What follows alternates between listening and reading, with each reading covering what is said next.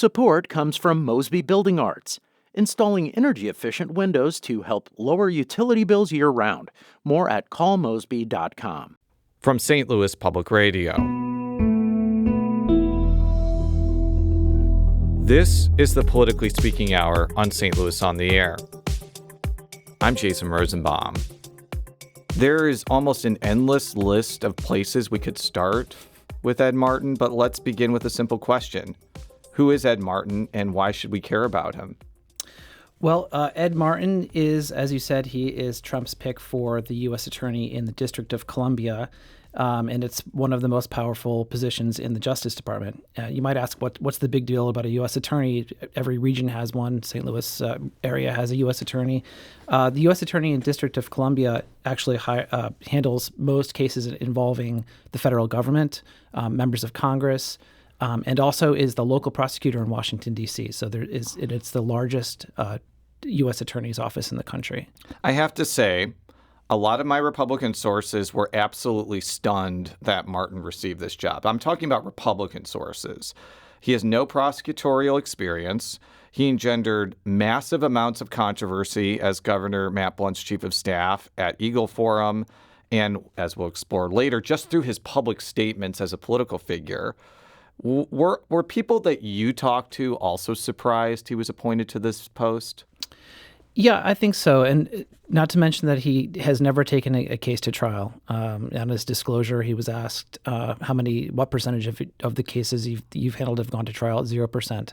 And so I think Ed Martin is very much seen as a political appointment, is not somebody who's coming out of a long career as even a practicing attorney, but especially as a prosecutor. So when I say massive amounts of controversy, there are plenty of places we could go, similar to the first question we did. But let's hone in on how he ghost wrote nasty social media posts against a judge overseeing a dispute over control of Eagle Forum, a group that conservative activist Phyllis Schlafly founded many years ago. What happened there? Yeah, this was a lawsuit that I covered when I was at the St. Louis Post-Dispatch back in 2016. Ed Martin was Phyllis Schlafly's hand-chosen appointee to run the Eagle Forum, which is an iconic conservative organization that Phyllis Schlafly founded.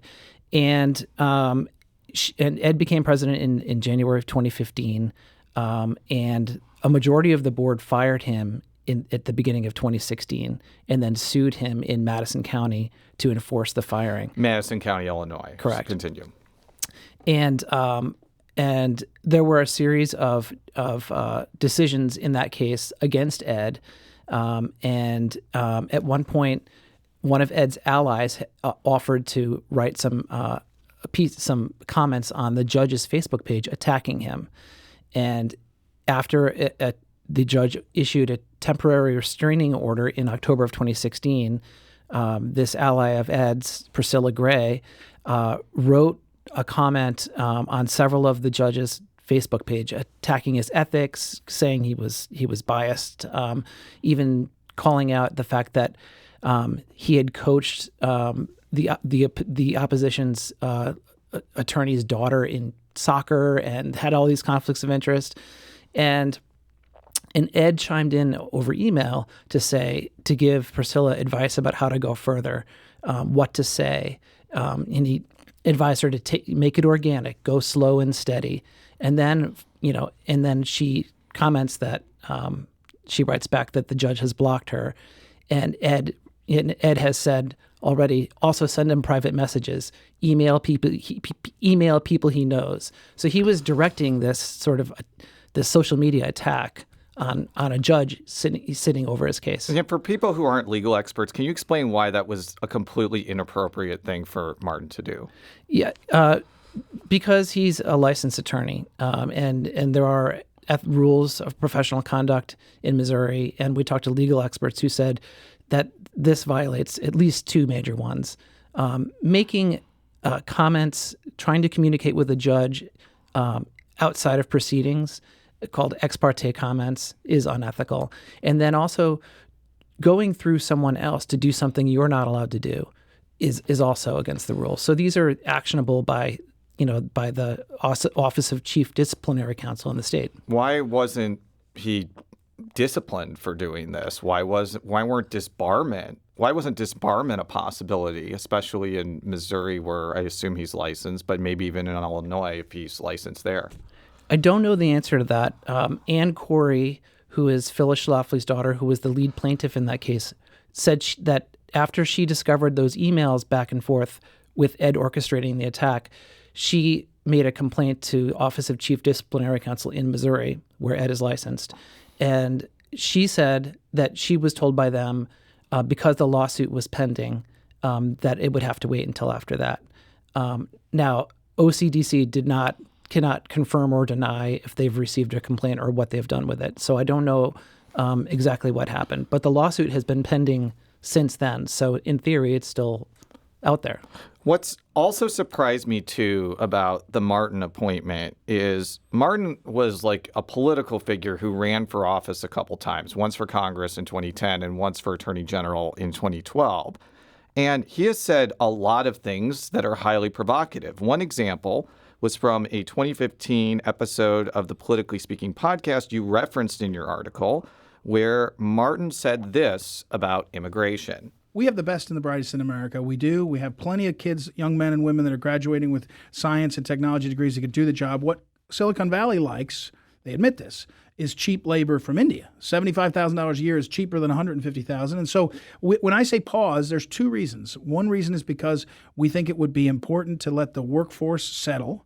And the second one is we have had in America in the 20s and 30s after that, a time for people to assimilate. It is not an acceptable model for living together to have people come and have their own communities forever. You can speak Italian on the Hill. We love going to the Hill too. But ultimately, the Italian Americans wanted to assimilate. And some of the immigrant communities, not only the Hispanics, but others, are not assimilating yet. So a pause would let them assimilate.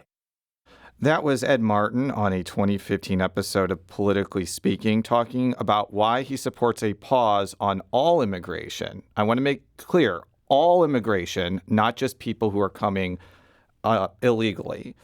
Jeremy, I have thoughts about that comment, but what was your reaction when you heard it?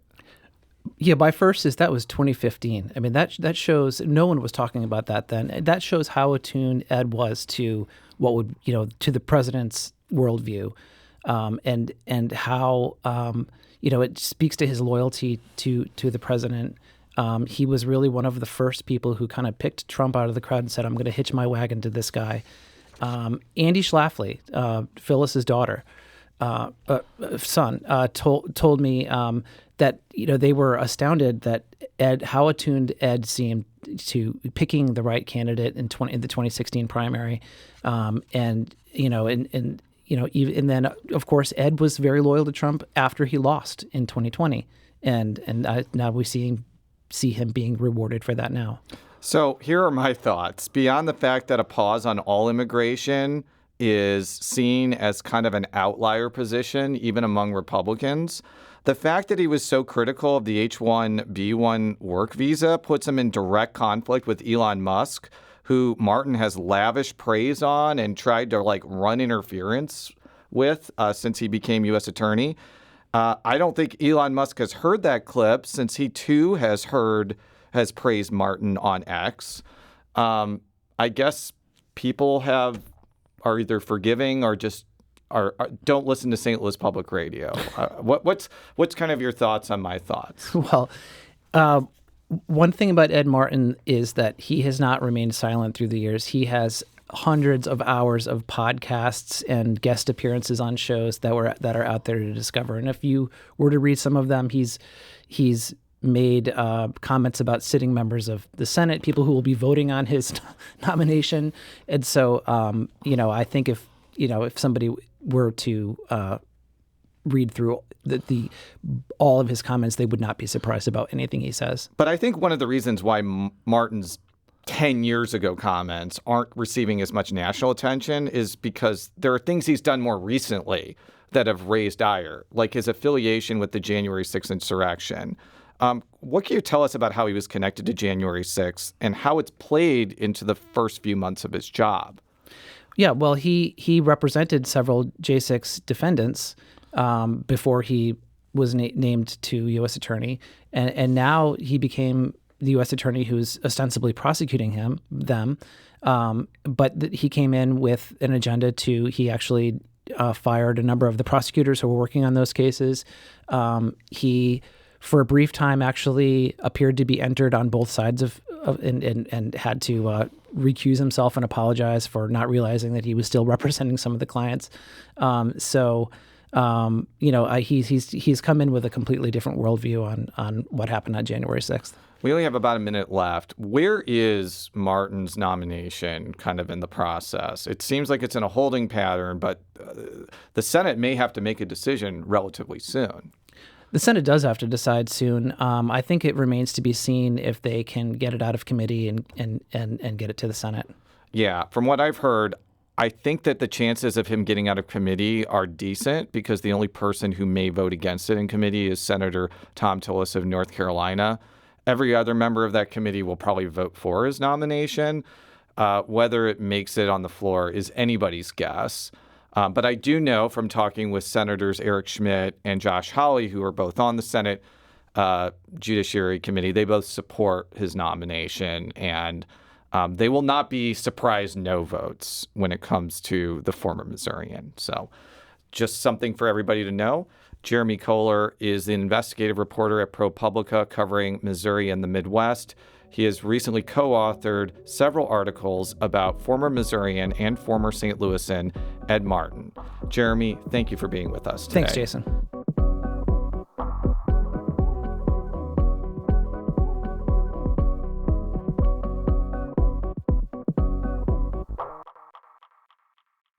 Today's episode was produced by Jason Rosenbaum. Our audio engineer is Aaron Dorr.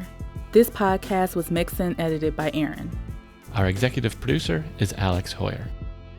St. Louis on the Air is a production of St. Louis Public Radio. Understanding starts here. Do you find yourself regularly listening to episodes of St. Louis on the Air? Suggest us to a friend you think might enjoy our conversations. And leave us a review and rating on Apple Podcasts on the App Store. It's the simplest way to help people discover our show. Thanks. St. Louis Public Radio is a member-supported service of the University of Missouri St. Louis.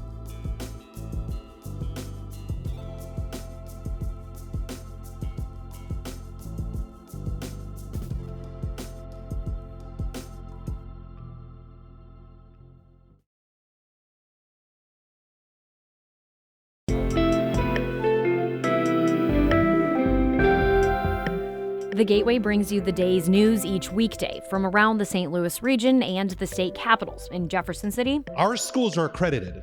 We don't need this bill. And Springfield. How many more years must pass before lawmakers see time is of the essence? I'm Abby Larico. Join me each weekday for The Gateway on the STLPR app or wherever you get podcasts.